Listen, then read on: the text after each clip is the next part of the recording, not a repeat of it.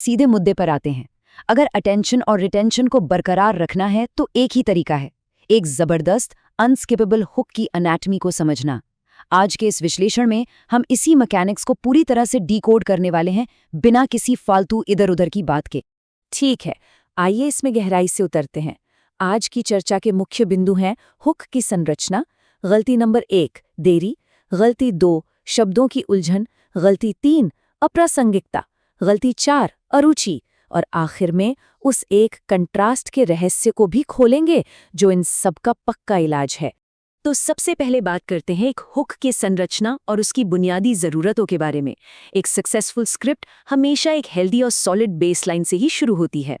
सिर्फ 1 से 2 सेकंड सुनकर थोड़ा अजीब लग सकता है, लेकिन यही वो छोटा सा वक्त है जिसमें व्यूअरशिप एकदम किसी चट्टान से नीचे गिरने जैसी हो जाती है। अगर शुरुआती 1-2 सेकंड्स में कॉन्टेक्स्ट नहीं दिया गया तो ध्यान भटकना तय है। आजकल अटेंशन स्पैन वाकई बस इतना ही बचा है।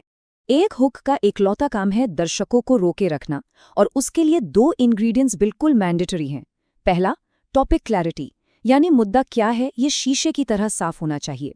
और दूसरा, ऑन टारगेट क्यूरियोसिटी, यानी देखने वालों को ये यकीन दिलाना कि आने वाली वैल्यू बिल्कुल उन्हीं के लिए बनी है। अब बढ़ते हैं पहली गलती की तरफ, देरी, यानी स्पीड टू वैल्यू टेस्ट में फेल होना। ये इन चारों में सबसे आसानी से ठीक होने वाली समस्या है। डिले या देरी का सीधा सा मतलब है जरूरी कंटेक्स्ट को देर तक छुपा कर रखना। अगर शुरुआती बातों में सिर्फ बेकार का फ्लफ हो और टॉपिक किसी तीसरे सेंटेंस तक दबा रह जाए तो समझ लीजिए रिटेंशन वहीं डिस्ट्रॉय हो चुकी है। इसे इन 2 एग्जाम्पल से समझते हैं। एक बेजान और खराब हुक कुछ ऐसा सुनाई देता है, दोस्तों ये दुनिया की सबसे अजीब चीज है जो देखी गई है और इस पर विश्वास करना नामुमकिन है। इसमें 0 कॉन्टेक्स्ट है। उसके बजाय एक डायनामिक एग्जाम्पल देखिए, गट हेल्थ को बेहतर बनाने के 3 आसान तरीके। ये है स्पीड टू वैल्यू, बिना वक्त गवाए सीधा पॉइंट पर।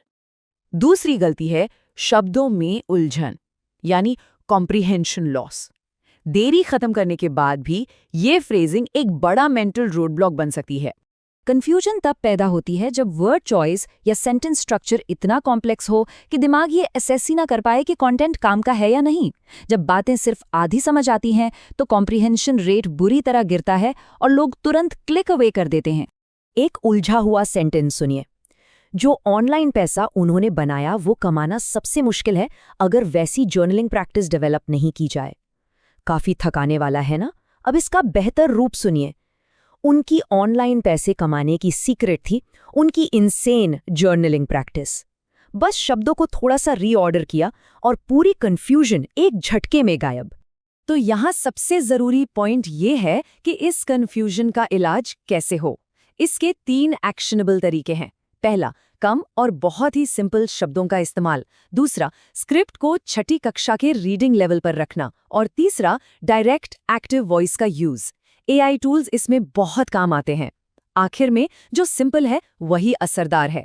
तीसरा सबसे बड़ा फॉल्ट, अप्रासंगिकता, यानी मिसिंग रेलेवेंस। इसे ये मेरे लिए नहीं है वाली समस्या भी कहते हैं। ये तब होता है जब टॉपिक तो बिल्कुल साफ होता है, लेकिन दर्शक प्रेजेंटेशन के अंदर खुद को या अपने पेन पॉइंट्स को नहीं देख पाते। इस डिस्कनेक्ट की वजह से आने वाले सॉल्यूशन पर भरोसा एकदम कम हो जाता है और बाउंस रेट सीधा ऊपर भागता है। यहाँ प्रोनाउंस को बदलना एक बड़ा गेम चेंजर हो सकता है। एक आम गलती होती है ऐसी लाइन बोलना, मैंने अपनी पूरी जिंदगी स्किन प्रॉब्लम से स्ट्रगल किया है। इसके मुकाबले एक बेहतर अप्रोच है, अगर पूरी जिंदगी स्किन प्रॉब्लम से स्ट्रगल किया गया है, मैं या मेरा की जगह दूसरे टर्म्स यूज करने से देखने वाले खुद को उस परेशानी से जोड़ लेते हैं, बिना ये सोचे कि बोलने वाले के ट्रेट्स उनके जैसे हैं या नहीं। इसे इस नजरिए से भी देख सकते हैं। एक तरफ है, ये स्किन केयर में 3 कॉमन ट्रेंड्स हैं, ये बस एक आम जानकारी है। दूसरी तरफ है, अगर एक्ने से परेशानी है तो इन 3 चीजों को जरूर आजमाना चाहिए। एक एक्सपेक्टेड वैल्यू बताने के बजाय सीधे एक स्पेसिफिक मालूम पेन पॉइंट को छेड़ना रेलेवेंस को मैसिवली बढ़ा देता है। चौथी गलती है फ्लैट डिसइंटरेस्ट, यानी क्यूरियोसिटी या जिज्ञासा की समस्या। ये वो जगह है जहां ज्यादातर क्रिएटर्स फंस जाते हैं, चाहे उनकी स्क्रिप्ट कितनी भी क्लियर और रेलेवेंट क्यों न हो। रुचि का मुख्य कारण है एक इनिशियल क्यूरियोसिटी लूप ओपन ना कर पाना। ये क्यूरियोसिटी लूप आखिर होता क्या है? ये हाइपोथेटिकल सवालों और कॉन्टेक्स्ट का एक ऐसा स्पाइरल होता है जो दिमाग में एक खुजली पैदा कर देता है कि जवाब तो जानना ही पड़ेगा। शुरुआती लाइंस को हर हाल में इस मेंटल स्पाइरल को स्टार्ट करना ही होता है। और अब आते हैं उस बड़े क्लाइमैक्स पर, कॉन्ट्रास्ट का रहस्य। ये मॉडर्न स्टोरी टेलिंग का वो मैक्रो सीक्रेट है जो इस डिसइंटरेस्ट वाली प्रॉब्लम को जड़ से खत्म कर देता है।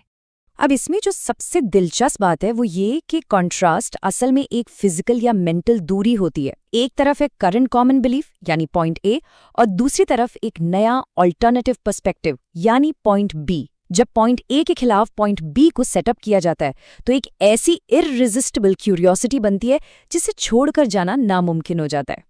कॉन्ट्रास्ट लाने के दो तरीके होते हैं। एक है स्टेटेड कॉन्ट्रास्ट, जहां दोनों पॉइंट बिल्कुल ब्लंट होते हैं। ज्यादातर लोग एक्नी को एक्यूटेन से ठीक करते हैं, पर यह हर्बल रेमेडी 3 गुना ज्यादा तेज है। ये ठीक है, लेकिन एक थोड़ा ज्यादा समझदारी भरा तरीका है इम्प्लाइड कॉन्ट्रास्ट। इसमें सिर्फ नए सोल्यूशन की बात होती है। ये हर्बल सप्लीमेंट 8 गुना ज्यादा असरदार है। इसमें पुराना बिलीफ दिमाग में पहले से ही इम्प्लाइड होता है। आखिर ये कंपैरिजन इतना ज्यादा असरदार क्यों है? क्योंकि जब भी एक बेहतर, तेज या सस्ता ऑल्टरनेटिव दिखाया जाता है तो ये सबकॉन्शियसली उस पुराने पेन पॉइंट को फिर से ताज़ा कर देता है। उन पुराने काम ना करने वाले सॉल्यूशंस का दर्द वापस उभरता है और लोग सच में आगे का जवाब जानने के लिए रुके रहते हैं। इस चर्चा को समेटने से पहले एक जरूरी सवाल पर विचार करना बनता है। क्या वो शुरुआती लाइंस सिर्फ सपाट फैक्ट्स बता रही हैं, या फिर उनके जरिए डिलिबरेटली एक पूरा क्यूरियोसिटी लूप इंजीनियर किया जा रहा है? एक अनस्किपेबल हुक के बिना आगे की सारी मेहनत अधूरी रह जाती है। इस विश्लेषण में साथ जुड़े रहने के लिए बहुत बहुत शुक्रिया।